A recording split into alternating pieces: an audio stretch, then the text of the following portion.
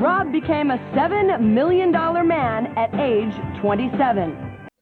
AKA Padders. If it's Monday, that means it's Extreme Monday. The celebration of Rob Liefeld and Extreme Studios, everything 90s. Now, here's the thing. Sometimes we go outside of the 90s. Sometimes we go in the other direction, the way of the 80s. But the focus is Rob Liefeld, his career, his collaborators, and his overall contribution, not just to American comics, to the American culture. Now, here's the kicker.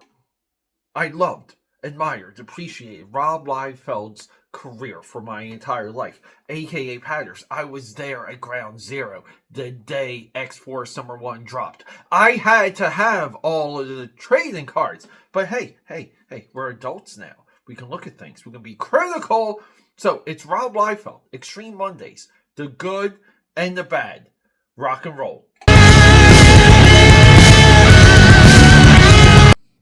AKA Padders, good morning. So by the time you're catching this, you should, this is like a little bit of a segment, a Rob Liefeld segment. You guys have longed for me to do like a regular Rob Liefeld career, adjacent career, like all that stuff, right? You guys want it regular. So we have a new intro, we have a new show title. I'm considering calling it Extreme Maximum Awesome Mondays, okay? So, well, we have something here. You guys remember Joe Casey? He rewrote the original Youngblood miniseries into a hardcover. I think it's called Youngblood Deluxe. He did good work with that. Joe Casey also wrote the best era of Rob Liefeld's Cable with Jose Ladron. Rob Liefeld on his podcast makes fun of that run, ironically, because Joe Casey has contributed so much to the Extreme Studios lore. But, you know, comic books is a funky business. It's so funky, in fact, that this guy here, his name's Chap Yeap. And there was a channel, Cartoonist Kayfabe. I'm sure you guys heard of it, right? I'm somewhat, right, in a, depending on your point of view, associated with that channel, right? We've done content around it. Cartoonist Kayfabe popularized Chap Yeap. They really immortalized him because he was a young kid that was hired by Rob Liefeld, right here, Rob Liefeld, pencils Chap Yeap. And he was a little bit, now, I'll tell you of the day, no one thought anything of Chap Yeap. It was the generation that grew up that looked back and were like, wow, like this kid was really young. He had ability and he was chosen out of the Extreme Studios talent search. But Chap Yeap doesn't have good storytelling, doesn't have good backgrounds. At this point, hasn't developed comic book illustration instincts. He's also of the class that moved on from his early work, really to never return to American comics. A lot of guys from Extreme never came back to American comics, and I think there's reasons for that. I think Extreme Studios was a tough place to work, and I think it washed a lot of people, like, you know, just washed the comic book industry out of a lot of people's mouths. But here's Dutch, and Dutch is Chap Yeap's creation. Now, I don't have all of his appearances, but I thought it took a while. I thought there was like an issue or two that didn't contribute who created Dutch. But Dutch was created by Chap Yeap. And you see here, look, he literally looks like Batman. He was recruited onto the team by Sentinel, and he has a huge history with Sentinel. Let me cut in real quick, AKA Pad. Quick promo. Peter A. DeLuca, AKA Pad, the film buff. The film buff is my film critic moniker. It's a podcast. It's available on every single podcasting platform. During the month of October, this is 9 years running. We're like hundreds of episodes deep. Combined, The podcast is over 1,000 episodes deep. But during October, we do the 31 Days of Dread. That's one horror movie a day for the entire month of October. And sometimes we do 2 to 3 drops a day. You guys know I'm obsessed, but I love dropping the knowledge, share my passion. So many of these movies have my personal stories and personal experiences with them. Remember, guys, AKAPAD, the Film Buff Podcast. Don't let me down. Let me see you. It's available on every single podcasting platform on Earth. I want to see you there. I want to see you off YouTube. Come to me. It's the 31 Days of Dread, guys. Rock and roll. This issue came out in 1993. So, Joe Casey, with his Extreme Studios background, we'll say, knowledge, in 2024, a year ago, he brings Dutch back with like somewhat of the blessing of Chap Yeap. We see Chap Yeap listed in the credits. And look, Chap Yeap even did a cover B. I don't know what that cover looks like. I have to look that up. Here's the crazy thing. I just don't get this. Why isn't Chap Yeap cover 1? We got 3 covers here. Cover B, cover C. I hate this variant cover era. That was kind of also popularized or created by Rob Liefeld, Extreme Studios, with profit. So, what does Dutch #1 hold? I talked about this. I spoke about this book recently on stream, and no one knew about this. And I had issue 1 because you know the test that we do. We read one issue, and we see if we want to read the next issue. I had to look this up though. There's a 0 issue. Here. Let me. Here we go, guys. Look, this here. There's a 0 issue, and then there's 1, 2, and 3. So that's the end, right? It's a 3-issue miniseries, or maybe 4. Like I don't effing know what the hell they're doing anymore. Comic book publishing is weird. Now, here's my other observation with this cover. I gotta get this off my chest because this bothered me as I was reading this. See the colors for Dutch. Dutch also has a McFarlane action figure from like this series, from that series. I should have the Dutch action figure. Maybe if I get all of these and more of his Team Youngblood stuff, we'll do like another Dutch episode, okay? And maybe I'll do some background checks on Chap Yeap, because I believe he went into animation storyboards, whatever. But see, like this here, why can't we just use the colors associated with the character? I mean, do we think we're going to piss off Rob Liefeld or something? Or were they told not to use the colors? It's just weird. But I get it. It's somewhat of a real-time follow-up. Like, everything in here is real-time. Like, you'll see. Like, he's like, I'm back at the Pentagon. It's been a while. Right? So, because everything they do here, and we'll get into there real quick. But this is somewhat of a real-time sequel. Something that works sometimes, and sometimes it doesn't. Now, here's the wild thing. I'm a little bit of a Joe Casey glazer. I think Joe Casey is the most underrated comic book talent to come out of this era. So anyway, so we fixed the cover. This is also just like a weird, like, cover. Like, this is a bad cover. But I think with like something like this, and then like what you do here, like let's publish a comic. Let's act like we're comic book publishers, okay? How do we sell this? Like, let's just say this came across your table, right? Like this came, like here, like tell the guy to can you put like a shadow of the original Dutch, like a ghost shadow form. Maybe it had to be like a 3/4 shot. But, like, can we just have like a little bit of like the Dutch people know? The 5 people out there that remember Dutch? Okay? Like, right, like now it's like you're kind of selling the concept. Because what comes up here, and they're kind of hinting it, is like, so Dutch is like recruited by Sentinel. And, because we've all seen Predator and Commando, but he's literally, Dutch literally is Arnold Schwarzenegger in Commando, but they have a face-off like they do in Predator. So cheers to Predator, one of the greatest movies of all time. And he's like chopping wood. And he's like, you have to be a part of the team. And Dutch is like, no, you, like, the last mission, I said the last mission was the last mission. He goes, well, what about Geiger? That's the villain. So Cybernet is, like, somewhat, say Geiger, like, Cybernet is somewhat the universal villain.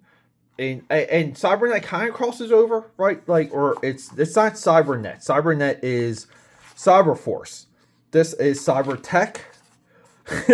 Whatever these guys are, right? They're very similar to the villains in Cyberforce.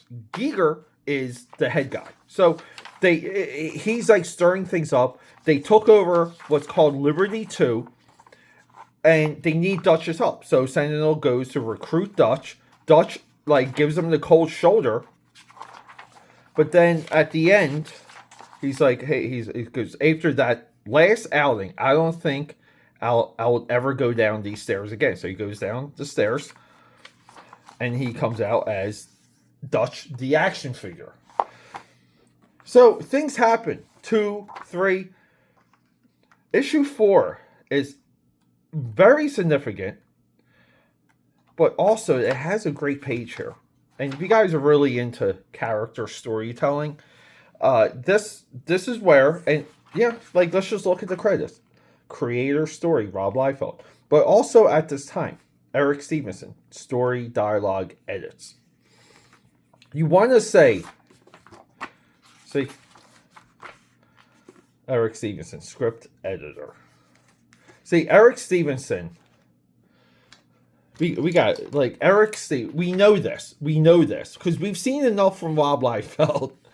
We know that Eric Stevenson is really the story guy, right? Story by ES, okay? Easy Street. So Eric Stevenson, guys, I know we're all over the place, but Eric Stevenson gives us one hell of a page here. So Sentinel is like debriefing the team. Sentinel makes the argument that since Photon is an alien, he needs to assimilate into more Youngblood and American culture. He needs to learn that. Dutch, being the new guy, needs to get a little bit more familiar with the operations and facility. But then Dutch has like this heart-to-heart moment with him. And he's like, look, dude, like, you screwed me over. Sentinel's asking for forgiveness. We see this sad face. This is what I mean about, like, why do we like Chap Yeap? He's got trouble drawing faces. This is like, what is this? Is just this frustrates me. Why isn't this just like a straight up silhouette? This panel right here should just be like that with the two guys like talking. Okay? Right? Word balloon, okay? Like, it should be that. But they go back and forth. And Dutch accepts his apology, but really doesn't forgive him. So there's still tension between Sentinel and Dutch. I love that. So let's fast forward. Because, like, you know, like, people think Chap Yeap being associated with this book is going to, like, shoot it through the atmosphere. And it just doesn't. And I don't know what we're doing with this book. I'll tell you right now, I don't want to read the next issue. It's hard for me to say that with anything by Joe Casey. It's so hard. I do like how similar, right? Like, they're purposely they're purposely trying to tell you this is a sequel. This is a sequel to Team Youngblood, okay? They don't even recap where the character left off in these pages, by the way. This is what I mean. I have to come in now and do their work. So Dutch goes back to the Pentagon. He's old man Dutch. And, you know, like, he goes through this obstacle course. He's like, now, you can say what you want about the artwork. I think this is, like, serviceable. I'm really not crazy for it. I really feel like if you're emulating this, you need, like, an art style. But the backgrounds are nice. Some of the decisions, like, on the backgrounds are nice.